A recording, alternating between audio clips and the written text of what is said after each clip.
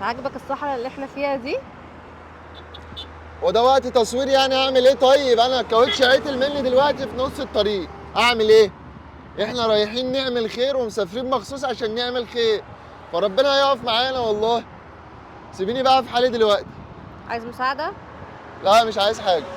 كنت بتقولي ايه يا الاء دلوقتي؟ بقولك ده بوست نازل في جروب الإطعام، واحدة كاتبة بتقول السلام عليكم، في حد هيعمل إطعام قريب، معايا أطفال ومحتاجة أكل ليهم وسندوتشات للمدرسة وجزاكم الله خير. تمام. دخلت أكلمها عشان نشوفها ونروح لها وكده، وعرفت إن هي منفصلة ومعاها توأم في المدرسة وقاعدة مع باباها، وباباها معاشه قليل جدا. تمام. بس طلعت في مشكلة بقى هنا. ايه المشكله؟ إن هي بعيد جدا في اسكندرية. للاسف بعيده فعلا. مفيش حاجه بعيده مادام حاجه فيها خير وحاجه فيها مساعده الناس وفرحتهم، عمرها ما كانت بعيدة علينا، دايما ربنا بييسرها لنا. يلا بينا نصنع سعادة جديدة. وصلنا كارفور في اسكندرية دلوقتي حالا، يلا نجيب الحاجة عشان ما نتأخرش عليها، يلا بينا. وهنا بدأت أجهز في الشنط. بالمناسبة احنا هنعمل شنطتين مش شنطة واحدة، لأني شفت الكومنت ده على فيديو الإطعام عندي، واحدة كاتبة بتقول نفسي في طعام زي ده، ممكن تبعت لنا، احنا 3 أفراد من الإسكندرية، ممكن لو سمحت. أنا بتكلم عن جد مو مزح. وعرفت إنها ست كبيرة ملهاش مصدر دخل، واللي كتب لها الكومنت ده واحدة جارتها بتحاول إنها تساعدها، فعلشان كده قررت إن أنا أعمل حسابها بما إننا احنا في اسكندرية، ونودي لها أحلى أكل تعمله في البيت. طبعا أنا حاولت ان انا اجيب كل حاجة ممكن البيت يحتاجها، فراخ، لحمة، حتى الاطفال، علشان خاطر مامتهم من الكلام اللي كانت بتقوله كانت بتقول ان هي محتاجة لهم حاجات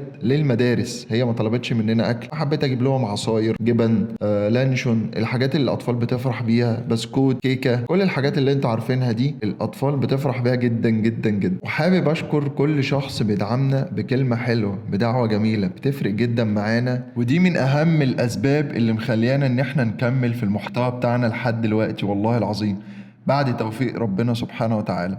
فاحنا ابتدينا نكمل، احنا تقريبا اشترينا كل حاجة ممكن تتجاب للبيت من السوبر ماركت، وبجد الواحد كان بيجيب الحاجة كأنه بيجيبها لبيته بالظبط، حتى الحاجة بتاعت الأطفال والله حاسس إن أنا جايبها لمحمد ابني. ويلا عشان نلحق نوصل الحاجة، بألف هنا وشفا على قلبهم. وفي الآخر بدأنا نجهز الحاجة ونعملهم على شنطتين علشان خاطر نلحق نودي لهم الحاجة لحد باب البيت. وفي آخر الفيديو أنا عايزكم تسمعوا فرحة الست الجميلة وهي بتكلمني في التليفون كانت عاملة إزاي. بس أنا عايزة أقول لك على حاجة، أنا لو فضلت أشكرك عمري كله اللي راح واللي جاي، أنا مش هوفيك حقك والله العظيم. ربنا يخليك ليا يا رب. ربنا يخليك يا أمي يا رب. ربنا يخليك، أنت ابن بار. الله يكرمك يا رب. ربنا يحفظك ويبارك فيك ويديك الصحة والعافية يا رب. ربنا يبارك. وتلف الدنيا كلها تساعد الغلابة والمساكين يا رب. يا رب. ربنا يديك الصحة والعافية. آمين يا رب.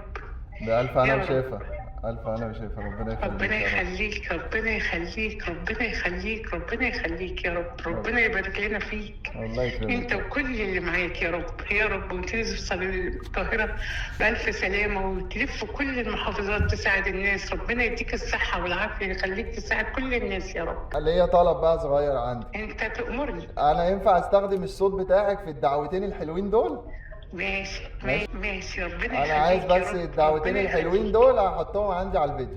ربنا يخليك ويحفظك ويبارك فيك يا رب. ربنا يعطيك حتى يرضيك. ربنا يكرمك يا رب يا رب. يديك الصحة يا رب، تلف الدنيا كلها وتساعد كل من يحتاجه. ربنا يجعلك سند لكل من يحتاجك. اللهم امين. ويجعلك نور تمشي على الارض ورحمة بين الناس. الله يكرمك ويسترك زي ما بتستر الناس. تعيش ربنا يكرمك. فكر ان يا والله العظيم 3 ربنا يطبطب عليك، مش هقول لك اكتر من كده. يا رب يا رب يا رب يا رب يطبطب عليك يا رب. انت وكل اللي معاك يا رب. اللهم امين يا رب. ماشي يا غالي، مع ألف مليون سلامة يا رب. الله يسلمك.